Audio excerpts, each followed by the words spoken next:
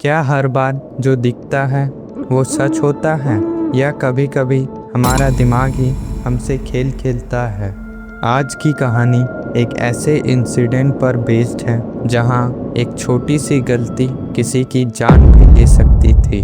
तो ध्यान से सुनना और आखिर तक जरूर देखना, क्योंकि एंड में जो सच सामने आएगा वो शायद आपका दिमाग हिला दे। ये बात है तब की, जब मैं क्लास 4 में था। मेरी क्लास में एक अच्छी दोस्त थी, उसका नाम हम यहाँ जे मान लेते हैं।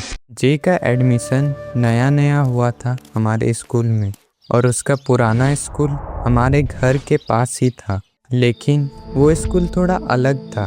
उस स्कूल के राइट साइड में एक पुरानी टूट चुकी बिल्डिंग थी। ऐसा लगता था जैसे सालों तक वहाँ कोई नहीं गया। लेफ्ट साइड में एक छोटी सी बिल्डिंग और थी जो कभी हॉस्पिटल हुआ करती थी, और आसपास बस जंगल, पेड़ और एक अजीब सा सन्नाटा। एक दिन लंच ब्रेक के दौरान जे और उसकी दोस्त उस बिल्डिंग के पास वाले एरिया में जाते हैं। वहाँ एक पौधे में छोटे छोटे फूल लगे हुए थे, और बचपन में उन्होंने सोचा कि चलो तोड़ लेते हैं। तभी अचानक तेज बारिश शुरू हो गई। दोनों जल्दी जल्दी फूल तोड़कर वापस स्कूल की तरफ दौड़ते हैं, जिसके बाद जे अपने फूल को बायोलॉजी बुक में रखती है और उसकी फ्रेंड अपने स्केच बुक में। फिर क्लास शुरू होती है। सब कुछ नॉर्मल चल रहा था, लेकिन धीरे धीरे जे की दोस्त का सर दुखने लगता है। पहले वो इग्नोर करती है। कुछ देर बाद वो खिड़की से बाहर देखती है, और तब उसकी आंखों में डर भर जाता है। वो धीरे से बोलती है, वहाँ कोई है। जे तुरंत खिड़की के बाहर देखती है, लेकिन वहाँ कोई नहीं होता है। लेकिन उसकी दोस्त अभी भी वहीं घूर रही थी। उसका सर अब और तेज दर्द कर रहा था, जिसके बाद वो स्कूल से घर चली आती है। शाम के समय जे अपने दोस्त के घर जाती है। उसकी मम्मी बताती है कि वो पूरे दिन अपने रूम में ही थी। जे धीरे से रूम का दरवाज़ा खोलती है। अंदर एक अजीब सा सन्नाटा था। उसकी दोस्त स्टडी टेबल पर बैठी थी। वो कुछ ड्रॉ कर रही थी।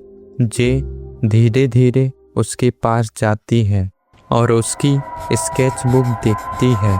उसमें आंखें बिल्कुल खाली थी और चेहरा डरावना।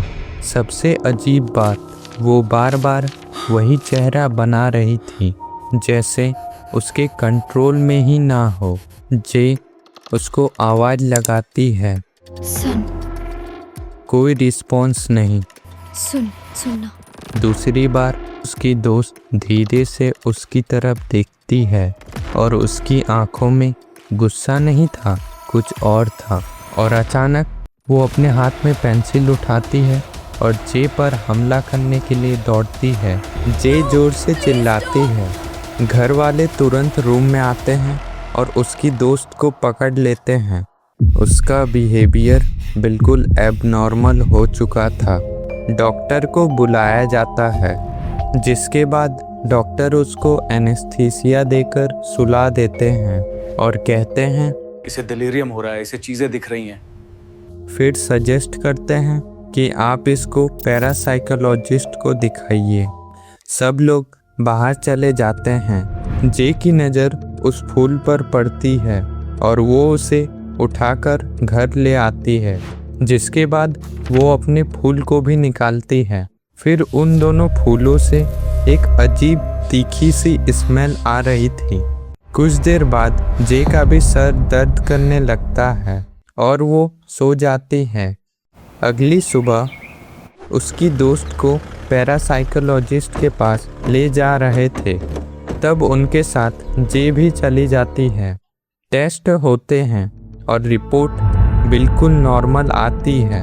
फिर सब शॉक हो गए, जिसके बाद वो घर जा रहे थे। लेकिन तभी जे ने वो फूल निकालकर उन्हें दिखाया। पैरासाइकोलॉजिस्ट ने जैसे ही वो फूल देखा, उन्होंने तुरंत उसे खिड़की से बाहर फेंक दिया और फिर कहा, ये कोई नॉर्मल फूल नहीं है। उन्होंने एक किताब निकाला और बताया, इसका नाम है डेविल्स ट्रम्पेट या जिम्सन वीड।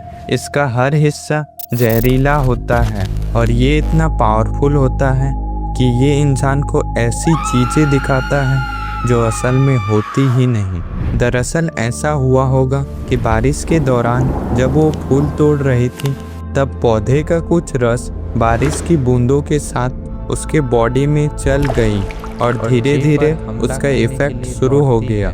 वो बच्ची जो उसने देखी वो कोई भूत नहीं थी, बल्कि वो उसके दिमाग का खेल था।